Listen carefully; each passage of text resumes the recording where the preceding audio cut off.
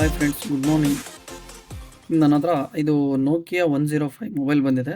ಇದು ಡಿಸ್ಪ್ಲೇ ಹೋಗಿದೆ. ಇದನ್ನು ಯಾವ ಥರ ರಿಪ್ಲೇಸ್ಮೆಂಟ್ ಮಾಡೋದು ಡಿಸ್ಪ್ಲೇ, ಅದು ಹೆಂಗೆ ಫಿಟ್ ಮಾಡ್ತೀವಿ ಅನ್ನೋದು ಒಂದು ಪ್ರೊಸೆಸ್ ತೋರ್ಸೋಕ್ಕೋಸ್ಕರ ಈ ವಿಡಿಯೋ ನಾನು ಮಾಡಿದ್ದೀನಿ. ಒನ್ ಬೈ ಒನ್ನು ಯಾವ ಥರ ನಾನು ಹೊಸ ಡಿಸ್ಪ್ಲೇ ಹಾಕ್ತೀನಿ ಅಂತ ನಿಮಗೆ ಈ ವಿಡಿಯೋ ಮೂಲಕ ತೋರಿಸ್ತಾ ಇದ್ದೀನಿ. ನೋಡ್ತಾ ಹೋಗಿ. ಮೊದಲನೇದಾಗಿ ಇದು ಆಲ್ರೆಡಿ ನಾನು ಓಪನ್ ಮಾಡ್ಕೊಂಡಿದ್ದೀನಿ ಮೊಬೈಲ್ನ, ಯಾಕಂದರೆ ವಿಡಿಯೋ ತುಂಬ ಲಾಂಗ್ ಆಗಿಬಿಡುತ್ತೆ ಅಂತ ಹೇಳ್ಬಿಟ್ಟು. ಈಗ ಒನ್ ಬೈ ಒನ್ ಯಾವ ಥರ ತೆಗಿಬೇಕು, ಯಾವ ಥರ ಡಿಸ್ಪ್ಲೇನ ರೀಪ್ಲೇಸ್ಮೆಂಟ್ ಮಾಡಬೇಕು ಅನ್ನೋದ್ರ ಬಗ್ಗೆ ನಿಮಗೆ ತಿಳಿಸ್ಕೊಡ್ತಾ ಇದ್ದೀನಿ.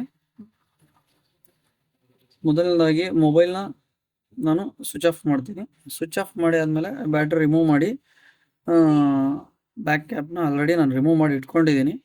ತೆಗೆದುಬಿಟ್ಟು ಈಗ ಡಿಸ್ಪ್ಲೇ ನೋಡಿ, ಒಳಗಡೆ ಏನೋ ಏಟ್ ಆಗಿಬಿಟ್ಟಿದ್ರ ಕಾರಣ ಆಗಿ ಇದು ಡಿಸ್ಪ್ಲೇ ಹೋಗಿದೆ. ಇಲ್ಲಿ ಮಾರ್ಕ್ ಆಗಿದೆ. ಮೊಬೈಲ್ ನೀವು ಆನ್ ಆದಾಗ ನೋಡ್ಕೊಂಡಿದ್ದೀರಾ, ಅದನ್ನು ನಾನು ತೋರಿಸ್ತಾ ಇದ್ದೀನಿ. ಆಯ್ತು ನೋಡಿ, ಇಲ್ಲಿ ನೋಡಿ ಆಲ್ರೆಡಿ ಎಲ್ಲೋ ಹೋಗಿದೆ ಮೊಬೈಲು. ಅಲ್ಲಿ ರಿಪ್ಲೇಸ್ಮೆಂಟ್ ಮಾಡೋಕ್ಕೆ ಟ್ರೈ ಮಾಡಿದ್ದಾರೆ. ಬೈ ಚಾನ್ಸ್ ಏನೋ ಬಂದಿಲ್ಲ ಅನ್ನೋ ಕಾರಣಕ್ಕೋಸ್ಕರ ಅದನ್ನು ಅವರು ಮತ್ತೆ ಅದೇ ಮೊಬೈಲ್ ಡಿಸ್ಪ್ಲೇನ ಹಾಕಿಬಿಟ್ಟು ರಿಟರ್ನ ಕಳಿಸಿದ್ದಾರೆ ಕಸ್ಟಮರ್ಗೆ. ಆ ಕಸ್ಟಮರ್ ನನ್ನ ಹತ್ರ ಬಂದಿದ್ದಾರೆ. ನೋಡೋಣ, ಈಗ ನನ್ನ ಹತ್ರ ಒಂದು ಡಿಸ್ಪ್ಲೇ ಇದೆ, ಹೊಸ ಡಿಸ್ಪ್ಲೇ. ಅದನ್ನು ಹಾಕಿಬಿಟ್ಟು ಚೆಕ್ ಮಾಡ್ತೀನಿ. ಚೆಕ್ ಮಾಡಿ ರಿಪ್ಲೇಸ್ಮೆಂಟ್ ಮಾಡಿದಾದ್ಮೇಲೆ ನಿಮಗೆ ತೋರಿಸ್ತೀನಿ.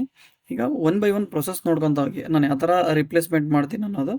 ಡಿಸ್ಪ್ಲೇ ಸಾಲ್ಡರ್ ಗನ್ನು ಹೀಟ್ ಆಗಿದೆ ನೋಡಿ. ಈಗ ಸ್ಟೆಪ್ ಬೈ ಸ್ಟೆಪ್ ಯಾವ ಥರ ನಾನು ರಿಮೂವ್ ಮಾಡ್ತೀನಿ ಅಂತ ನಿಮಗೆ ತೋರಿಸ್ತೀನಿ. ಮೊದಲೇ ಡಿಸ್ಪ್ಲೇನ ರಿಮೂವ್ ಮಾಡೋದಕ್ಕೆ ಅದಕ್ಕೆ ಅದೇ ಆದ ಒಂದು ಫ್ಲೆಕ್ಸ್ ಪೇಸ್ಟ್ ಬರುತ್ತೆ, ಹಾಲೋಜನ್ ಫ್ರೀ ಇರುತ್ತೆ. ಇದು ರೀಲೈಫ್ ಕಂಪ್ನಿದಾಗಿದೆ. ಈ ಫ್ಲೆಕ್ಸ್ನ ಈ ಥರ ಅಪ್ಲೈ ಮಾಡಬೇಕು. ಡಿಸ್ಪ್ಲೇದು ಕನೆಕ್ಟರ್ ಇರುತ್ತಲ್ಲ, ಈ ಕನೆಕ್ಟ್ರಿಗೆ ಈ ಥರ ಅಪ್ಲೈ ಮಾಡಬೇಕು ನೋಡಿ. ಈ ಥರ ಅಪ್ಲೈ ಮಾಡ್ತಾ ಇದ್ದೀನಿ. ಅಪ್ಲೈ ಮಾಡಾದ್ಮೇಲೆ ಸಾಲ್ಡರ್ ಗನ್ ತಗೊಂಡು ಮಿನಿಮಮ್ ಹೀಟು ಇದಕ್ಕೆ ನಾವು 350 370 ಇಟ್ಕೊಂಡಿದ್ದೀನಿ ಹೀಟ್ನ. ಇದನ್ನು ಬೇಕಾದ್ರೆ ನಿಮಗೆ ತೋರಿಸ್ತೀನಿ ಹೀಟ್ ಎಷ್ಟಿದೆ ಅಂತ ಹೇಳ್ಬಿಟ್ಟು.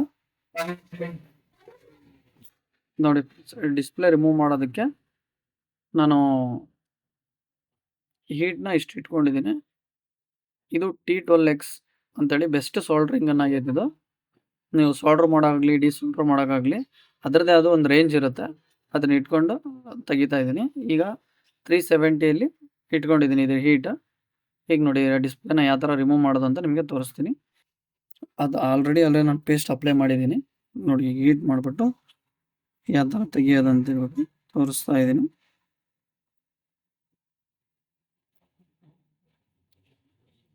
ನೋಡಿ ಫ್ರೆಂಡ್ಸ್, ಓಪನ್ ಆಗ್ತಾ ಇದೆ ನಿಧಾನಕ್ಕೆ. ಇದನ್ನು ಫೋರ್ಸೇಬಲ್ ಆಗಿ ಕೀಳೋಂಗಿಲ್ಲ. ಕಿತ್ತರೆ ಒಳಗಡೆ ಪ್ರಿಂಟ್ ಇರುತ್ತೆ. ಕೆಳಗಡೆ ಪ್ರಿಂಟ್ ಏನಾದರೂ ಹಾಳಾಯಿತು ಅಂತಂದರೆ ಮತ್ತೆ ನೀವು ಅಂತ ಎಕ್ಸ್ಪೀರಿಯನ್ಸ್ ಆಗಿದರೆ ನೀವು ರೀಪ್ರಿಂಟ್ ಮಾಡಿಬಿಟ್ಟು ಡಿಸ್ಪ್ಲೇ ಫಿಟ್ ಮಾಡ್ತೀರಾ. ಅಥವಾ ಈ ರೀಪ್ರಿಂಟ್ ಮಾಡೋಕ್ಕೆ ಬರಲಿಲ್ಲ ಅಂತಂದಮೇಲೆ ಡಿಸ್ಪ್ಲೇನೇ ವೇಸ್ಟ್ ಆಗುತ್ತೆ. ಡಿಸ್ಪ್ಲೇ ಮೀನ್ಸ್ ಫೋನ್ಗೆ ಮತ್ತು ಬೇರೆ ಡಿಸ್ಪ್ಲೇನೂ ಕೂಡ ಕೂರ್ಸೋದಕ್ಕೆ ಆಗೋದಿಲ್ಲ. ಈ ಥರ ಹೀಟ್ ಮಾಡಿದ್ದೀನಿ.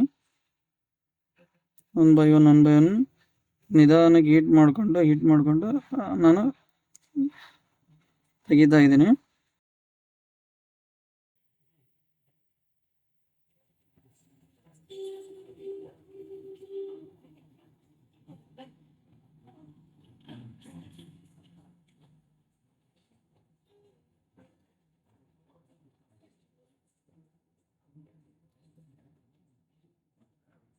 ನೋಡಿ ಫ್ರೆಂಡ್ಸ್, ರಿಮೂವ್ ಆಯಿತು. ಇನ್ನೊಂದು 2 ಲೆಗ್ಸ್ ಇದೆ. ಆಲ್ಮೋಸ್ಟ್ ಆಲ್ 90% ಓಪನ್ ಆಗಿದೆ. ಯಾವುದೇ ಫೋರ್ಸ್ ಅಪ್ಲೈ ಮಾಡೋಂಗಿಲ್ಲ. ಇದನ್ನು ರಿಮೂವ್ ಮಾಡಬೇಕಾದ್ರೆ ಹೀಟ್ ಮಾಡಿಬಿಟ್ಟು ಅದು ಯಾವ ಥರ ನಿಧಾನಕ್ಕೆ ಬಿಡುತ್ತೋ ಅದೇ ಥರನ ನಾವು ಡಿಸ್ಪ್ಲೇನ ಮೇಲೆ ಎತ್ಕೊಳ್ಬೇಕು. ಫೋರ್ಸಬಲಿ ಕೀಳಂಗಿಲ್ಲ. ಕಿತ್ತರೆ ಪ್ರಿಂಟ್ ಹಾಳಾಗ್ಬಿಡುತ್ತೆ. ನೆಕ್ಸ್ಟ್ ನೀವು ಡಿಸ್ಪ್ಲೇ ಹಾಕಿದರೆ ಒಂದು ಲೈಟಿಂಗ್ ಬರಲ್ಲ. हाँ,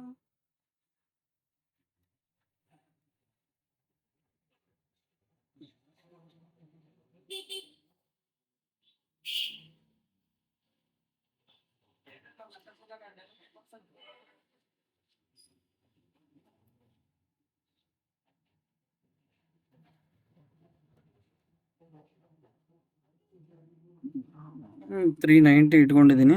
ಯಾಕೋ ಸ್ವಲ್ಪ ಓಪನ್ ಆಗ್ತಾ ಇಲ್ಲ ಇದು. ಆ ಕಾರಣಕ್ಕೆ 390 ಇಟ್ಕೊಂಡಿದ್ದೀನಿ ಟೆಂಪ್ರೇಚರು. ಮತ್ತು ಇದು ಹೊಸ ಫ್ರೆಶ್ ಆಗಿ ಓಪನ್ ಮಾಡಿದ್ರೆ ಓಪನ್ ಆಗ್ತೈತೆ. ಆಲ್ರೆಡಿ ಬೇರೆ ಅಂಗಡೀಲಿ ಹೋಗ್ಬಿಟ್ಟು ಇದು ಒಂದು ಸತಿ ಓಪನ್ ಆಗಿದೆ, ಆ ಕಾರಣಕ್ಕೆ ಅದು ಈ ಥರ ಇದೆ. ನೋಡಿ ಫ್ರೆಂಡ್ಸ್, ಓಪನ್ ಆಗಿದೆ ನೋಡಿ. ಇದನ್ನು ಮತ್ತೆ ಎಷ್ಟೆಷ್ಟು ಹೆಚ್ಚಿಗೆ ಇರುತ್ತೋ ಇದು ಸೋಲ್ಡ್ರನ್ನೆಲ್ಲ ನಾನು ರಿಮೂವ್ ಮಾಡ್ತಾ ಇದ್ದೀನಿ. ಹೆಚ್ಚಿಗೆ ಇರೋ ಸೋಲ್ಡ್ರನ್ನೆಲ್ಲ ರಿಮೂವ್ ಮಾಡಿ ಕ್ಲೀನ್ ಮಾಡ್ಬೇಕು. ಇದನ್ನು ಸ್ವಲ್ಪ ಮತ್ತೆ ಫ್ಲೆಕ್ಸ್ ಹಾಕ್ಬಿಟ್ಟು ಕ್ಲೀನ್ ಮಾಡ್ತೀನಿ. ನೋಡಿ, ಹಳೆ ಫ್ಲೆಕ್ಸ್ನೆಲ್ಲ ಕ್ಲೀನ್ ಮಾಡಿಬಿಟ್ಟು ಮತ್ತೆ ಇದಕ್ಕೆ ಮತ್ತೆ ನೀವು ಫ್ಲೆಕ್ಸ್ ಹಾಕ್ಬಿಟ್ಟು ಒಂದ್ಸತಿ ಕ್ಲೀನ್ ಮಾಡ್ತಾ ಇದ್ದೀನಿ. ಇನ್ನೊಂದ್ಸತಿ ಇವೆಲ್ಲ ಲೆಗ್ಸ್ ಎಲ್ಲ ಕ್ಲೀನ್ ಆಗಿಬಿಟ್ರೆ ಸೋಲ್ಡ್ರಿಂಗ್ ಕರೆಕ್ಟಾಗಿ ಪ್ರಾಪರಾಗಿ ಇಟ್ಕೊಳ್ಳುತ್ತೆ. ಆ ಕಾರಣಕ್ಕೆ ಇದನ್ನೆಲ್ಲ ನೀಟಾಗಿ ಕ್ಲೀನ್ ಮಾಡ್ತಾ ಇದ್ದೀನಿ.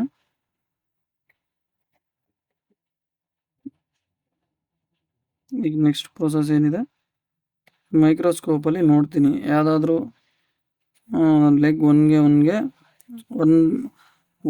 ಲೆಗ್ ಇನ್ನೊಂದು ಲೆಗ್ಗಿಗೆ ಟಚ್ ಆಗಿರಬಾರ್ದು. ಇದೇನಾದರೂ ಆಗಿದೆ ಅಂತೇಳಿ ಮೈಕ್ರೋಸ್ಕೋಪಲ್ಲಿ ನೋಡ್ತಾ ಇದೀನಿ.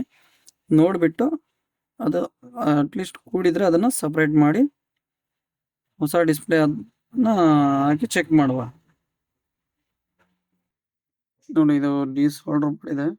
ಆ ಟೈಮಲ್ಲಿ ಹೇಳಿದ್ನಲ್ವಾ ನಿಮಗೆ ವಿಡಿಯೋದಲ್ಲಿ, ಬೇರೆ ಕಡೆ ಹೋಗ್ಬಿಟ್ಟು ಮೊಬೈಲ್ ಬಂದಿದೆ ಆಲ್ರೆಡಿ. ಅದು ಡಿಸ್ಪ್ಲೇ ತೆಗೆದುಬಿಟ್ಟು ಮತ್ತೆ ಫಿಟ್ ಮಾಡುವಾಗ ಏನು ಮಾಡಿದ್ದಾರೆ, 2 ಲೆಗ್ನ ಸೇರಿ ಸೋಲ್ಡರ್ ಆಗಿಬಿಟ್ಟಿದೆ. ಅದು ಈಗ ಸಪ್ರೇಟ್ ಮಾಡಿದ್ದೀನಿ ಮೈಕ್ರೋಸ್ಕೋಪ್ ಸಹಾಯದಿಂದ.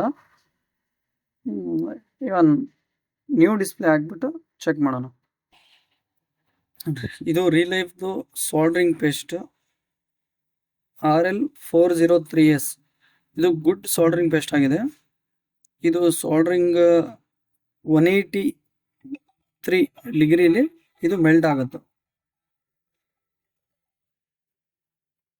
ಪೇಸ್ಟ್ ಅಪ್ಲೈ ಮಾಡಾದ್ಮೇಲೆ ಮತ್ತೆ ಸೋಲ್ಡ್ರಿಂಗ್ನ 350ಗೆ ಹೀಟ್ ಇಟ್ಕೊಂಡ್ಬಿಟ್ಟು ಸೋಲ್ಡ್ರನ್ನು ಈ ಲೆಗ್ಸ್ ಮೇಲೆ ಮೂವ್ಮೆಂಟ್ ಮಾಡ್ತಾ ಇದ್ದೀನಿ. ಯಾಕಂದರೆ ಮತ್ತೆ ರೀಪ್ರಿಂಟ್ ಆಗಲಿ, ಈ ಪ್ರಿಂಟ್ ಹೋಗಿರೋ ಕಡೆ ಪ್ರಿಂಟ್ ಬಂದರೆ ಡಿಸ್ಪ್ಲೇಲಿ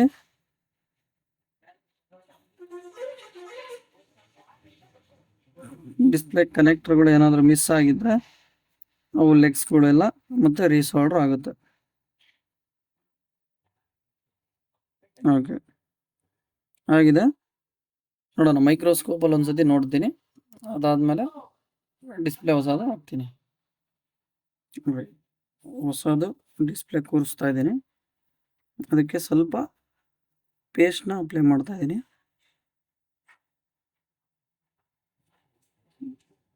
ಈ ಪೇಸ್ಟ್ನ ಅಪ್ಲೈ ಮಾಡೋದ್ರಿಂದ ಒಂದು ಲೆಗ್ ಇನ್ನೊಂದು ಲೆಗ್ಗೆ ಸೇರೋದಿಲ್ಲ, ಪ್ರಾಪರಾಗಿ ಸೋಲ್ಡ್ರಿಂಗ್ ಆಗುತ್ತೆ. ಈಗ ಸೋಲ್ಡ್ರ್ಗನ್ ತಗೊಂಡು ಅದೇ 370 ಇಟ್ಟು ಟೆಂಪ್ರೇಚರ್ 370 ಇಟ್ಟಿದ್ದೀನಿ. 370 ಇಟ್ಟು ಪಕ್ಕ ಪ್ಲೇಸ್ಗೆ ಇಟ್ಟು ಸೋಲ್ಡ್ರಿಂಗ್ನ ಮಾಡ್ತಾ ಇದ್ದೀನಿ. ಇದು 16 ಪಿನ್ ಡಿಸ್ಪ್ಲೇ ನೋಕಿಯಾದು. ಅದು 105, ಇದು 16 ಪಿನ್ ಡಿಸ್ಪ್ಲೇ ಬರುತ್ತೆ. ನೋಡ್ರಿ, ಪ್ರಾಪರಾಗಿ ಒಂದೊಂದೇ ಲೆಗ್ನ ಸೋಲ್ಡ್ರ್ ಮಾಡ್ತಾ ಹೋಗ್ತೀನಿ.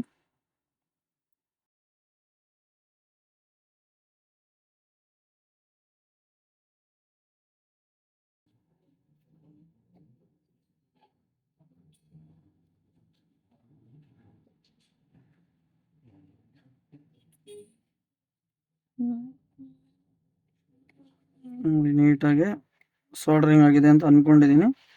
ಇದು ಸೋಲ್ಡ್ರಿಂಗ್ ಆದಮೇಲೆ ಒಂದ್ಸತಿ ಮೈಕ್ರೋಸ್ಕೋಪಲ್ಲಿ ನೋಡ್ತೀನಿ.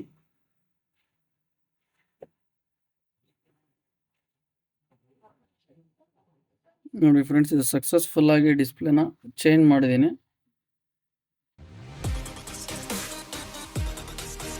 ನೋಡಿ, ನೋಕಿಯಾ ಅಂತ ಬಂತು. Thanks for watching.